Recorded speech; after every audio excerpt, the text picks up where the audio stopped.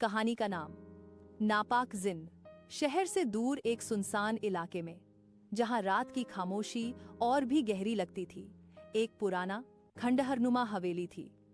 इस हवेली के बारे में कई कहानियां प्रचलित थीं। कुछ कहते थे कि यहाँ एक आलिम राजा की आत्मा भटकती है, तो कुछ का मानना था कि यहाँ किसी माने में काला जादू किया जाता था।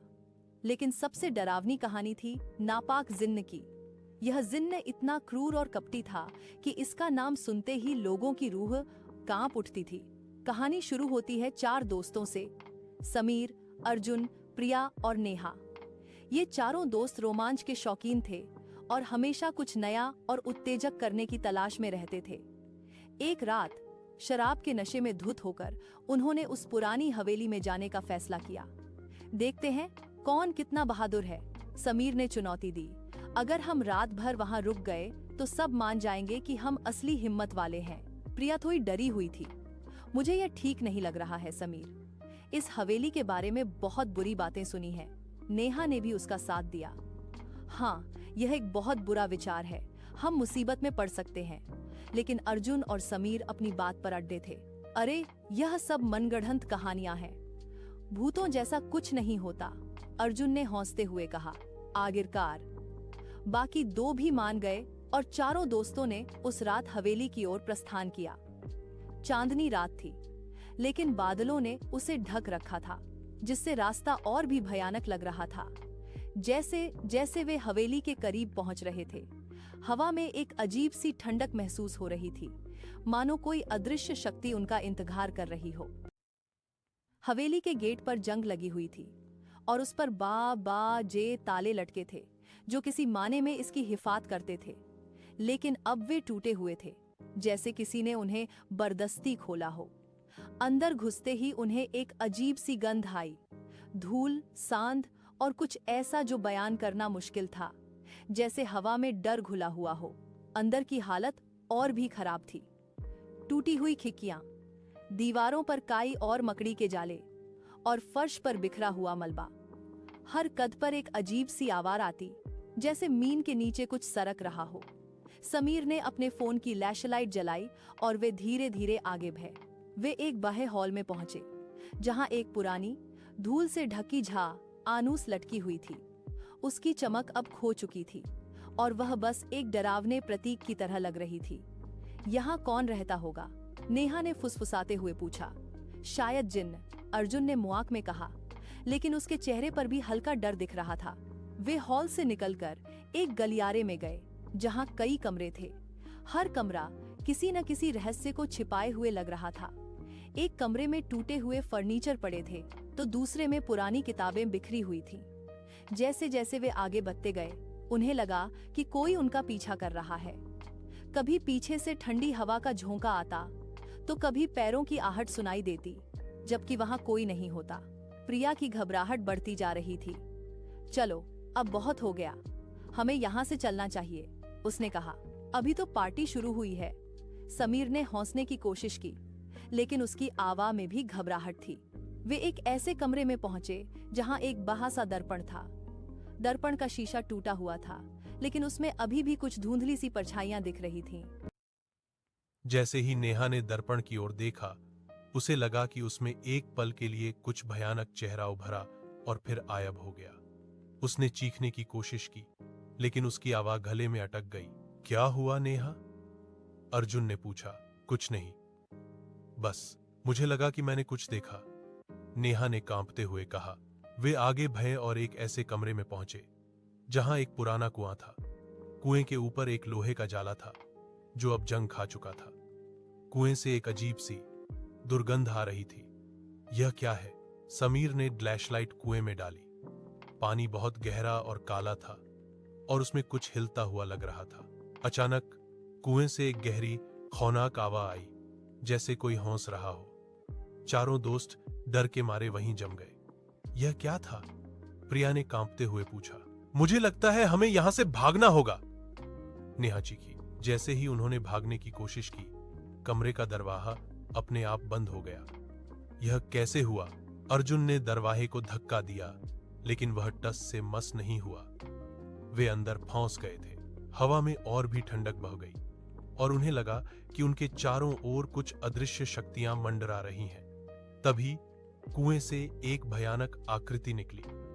यह एक लंबा काला साया था जिसकी आंखें आग की तरह चमक रही थीं। उसके शरीर से अजीब सी गंध आ रही थी और उसकी हंसी इतनी डरावनी थी कि उससे दिल दहल जाए। यह नापाक जिन्न था। जिन्न ने उन चारों को घेर लिया। तुम सब यहां क्या कर रहे हो? उसकी आवाज इतनी भारी थी कि पूरा कमरा गूंज उठा। तुम मेरी दुनिया में घुस आए हो और अब तुम्हें इसकी कीमत चुकानी पड़ेगी, समीर ने हिम्मत करके कहा। हम बस यहां घूमने आए थे। जिन्न ने एक भयानक हौंसी हौंसी। घूमने? इस रात में, इस वीरान हवेली में? तुम झूठ बोल रहे हो। जिन्न ने अपनी एक उंगली उठाई और समीर को लगा जैसे किसी ने उसका गला घोंट दिया हो। वह सांस लेने के लिए छटपटाने लगा। समीर!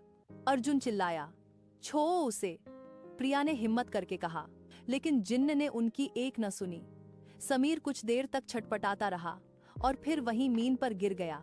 उसकी सांसें रुक चुकी थीं। नेहा और प्रिया डर के मारे कांप रही थीं। अर्जुन भी घबरा गया था, लेकिन उसने हिम्मत नहीं हारी थी। तुम हमें क्यों मार रहे हो? अर्जुन ने पूछा। तुमने मेरे दायरे में दम रखा है, जिन्न ने कहा। यह जगह मेरी है और जो भी यहाँ आता है वह कभी वापस नहीं जाता। जिन्न ने नेहा की ओर देखा और उसकी आंखें और भी लाल हो गईं। नेहा को लगा जैसे कोई उसकी आत्मा को खींच रहा हो। उसने ओर से चीख मारी और फिर वह भी बेजान होकर मीन पर गिर गई। अब सिर्फ अर्जुन और प्रिया बचे थे। प्रिया रोने लगी। हम मर जाएंगे। नहीं, अर्जुन ने कहा। उसने चारों ओर देखा। उसे कोने में एक पुरानी लकड़ी की में दिखी जिस पर कुछ किताबें और एक पुरानी मोमबत्ती रखी थी। उसे याद आया कि उसने कहीं पढ़ा था कि जिन्न को कुछ धार्मिक चीजों से डर लगता है। उसने जल्दी से मेज पर रखी किताब उठाई। वह एक पुरानी, धूल से भरी धार्मिक किताब थी। उसने उसे खोला और उसमें से कुछ मंत्र पढ़ने लगा। जिन्न को यह देखकर गुस्सा आ गया। तुम क्या कर रहे हो? जिन्न ने गरजते हुए कहा। जैसे ही अर्जुन ने मंत्र पढ़े, जिन्न के चारों ओर एक अजीब सी रोशनी चमकने लगी। उसे दर्द होने लगा। रुको, बंद करो इसे, जिन्न चिल्लाया। जिन्न ने एक भयानक हंसी हंसी। घूमने? इस रात में, इस वीरान हवेली में? तुम झूठ बोल रहे हो। जिन्न ने अपनी एक उंगली उठाई और समीर को लगा जैसे किसी ने उसका गला घोंट दिया हो। वह सांस लेने के लिए छटपटाने लगा। समीर! अर्जुन चिल्लाया। छोड़ो उसे, प्रिया ने हिम्मत करके कहा, लेकिन जिन्न ने उनकी एक न सुनी। समीर कुछ देर तक छटपटाता रहा और फिर वहीं मीन पर गिर गया। उसकी सांसें रुक चुकी थीं। नेहा और प्रिया डर के मारे कांप रही थी।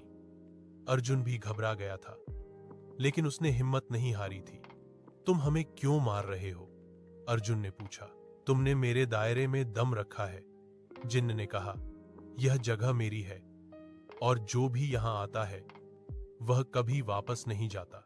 जिन्न ने नेहा की ओर देखा और उसकी आंखें और भी लाल हो गईं। नेहा को लगा जैसे कोई उसकी आत्मा को खींच रहा हो। उसने ओर से छींक मारी और फिर वह भी बेजान होकर मीन पर गिर गई। अब सिर्फ अर्जुन और प्रिया बचे थे। प्रिया रोने लगी। हम मर जाएंगे। नहीं, अर्जुन ने कहा। उसने चारों ओर देखा। उसे कोने में एक पुरानी लकड़ी की में दिखी जिस पर कुछ किताबें और एक पुरानी मोमबत्ती रखी थी। उसे याद आया कि उसने कहीं पढ़ा था कि जिन्न को कुछ धार्मिक चीजों से डर लगता है। उसने जल्दी से मेज पर रखी किताब उठाई। वह एक पुरानी, धूल से भरी धार्मिक किताब थी। उसने उसे खोला और उसमें से कुछ मंत्र पढ़ने लगा। जिन्न को यह देखकर गुस्सा आ गया। तुम क्या कर रहे हो? जिन्न ने गरजते हुए कहा। जैसे ही अर्जुन ने मंत्र पढ़े, जिन्न के चारों ओर एक अजीब सी रोशनी चमकने लगी। उसे दर्द होने लगा। रुको, बंद करो इसे, जिन्न चिल्लाया। लेकिन अर्जुन रुका नहीं। उसने और होर से मंत्र पिए। जिन्न का शरीर धुएं में बदलने